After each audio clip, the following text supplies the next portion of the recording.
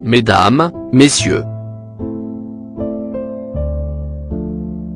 La violence légitime peut se traduire par une limitation et restriction des libertés individuelles. Elle peut aussi dégénérer en un terrorisme d'État et, dans certains cas, prendre la forme extrême de génocide. Le principe de souveraineté ne peut plus être invoqué par l'État pour refuser toute ingérence extérieure. Dorénavant, il met à sa charge la responsabilité d'assurer le bien-être de sa population. Consacré par l'article 1er de la Convention sur le génocide, il s'incarne dans les notions de souveraineté responsable et de responsabilité de protéger. En quoi consiste la responsabilité de protéger, R2P? La R2P est une émergente norme internationale selon laquelle la responsabilité maîtresse de protéger les populations civiles du génocide, des crimes de guerre, des crimes contre l'humanité et du nettoyage ethnique, appartient aux États, mais en vertu de laquelle aussi, cette responsabilité revient à la communauté internationale quand un État ou gouvernement manque à son devoir de protection envers ses propres populations. On entend par victime des personnes qui, individuellement ou collectivement, ont subi des préjudices, notamment une atteinte à leur intégrité physique ou mentale, une souffrance morale, une perte matérielle, ou une atteinte grave à leurs droits fondamentaux, en raison d'actes ou d'omissions. Alors que cette résolution 4034 est censée protéger le genre humain par des principes fondamentaux relatifs aux victimes de la criminalité est l'infraction des normes juridiques d'un système social, par des actes illégaux, délictueux, exemple l'exclusion parentale, et aux victimes d'abus de pouvoir. L'article 2 de la Convention sur la prévention et la répression du crime de génocide adopté par l'Assemblée générale des Nations unies le 9 décembre 1948 stipule, dans la présente convention, le génocide s'entend de l'un des actes ci-après commis dans l'intention de détruire, en tout ou en partie un groupe national. Alinéa B, atteinte grave à l'intégrité physique ou mentale de membres du groupe, institution familiale.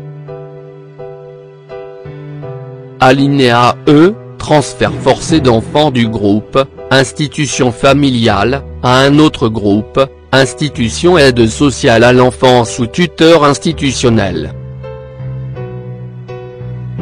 On vous obligera à vous plier aux exigences de la justice, mais paradoxalement la justice pourra briser votre vie et votre famille, c'est bien un génocide institutionnel, au regard du groupe national que représentent les familles brisées par la justice en France.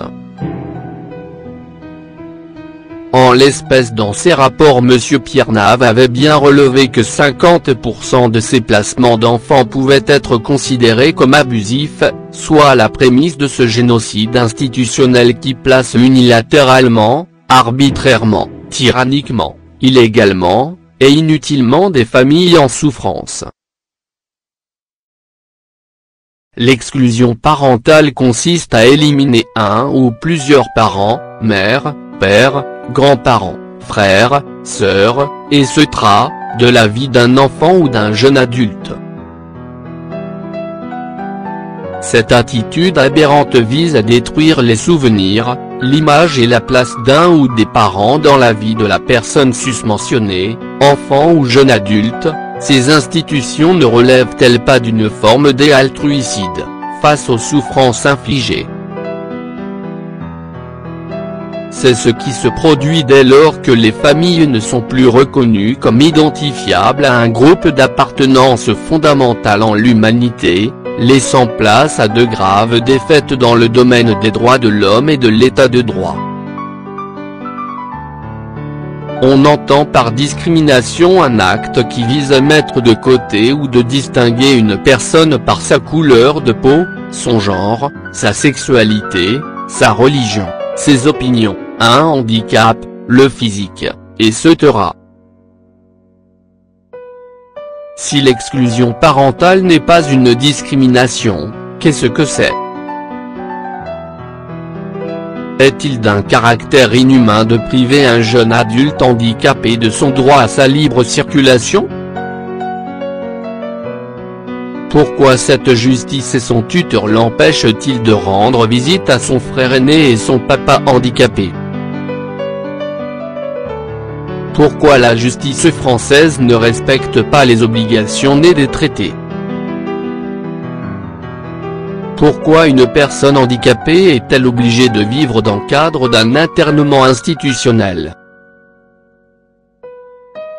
En l'obligeant à vivre sur un lieu de vie particulier en Belgique, qui ne respecte pas non plus son droit à sa libre circulation, son droit à jouir de ses droits d'homme comme n'importe quel être humain, selon les principes de l'égalité des chances et de l'égalité avec les autres. Et c'est là que l'on s'aperçoit que la Convention internationale relative aux droits des personnes handicapées n'a aucune valeur juridique, en l'espèce que les États agissent au détriment ou au préjudice de ces dispositions. Je vous prie d'agréer, mesdames, messieurs, l'expression de ma considération distinguée. Monsieur Thériault Bruno.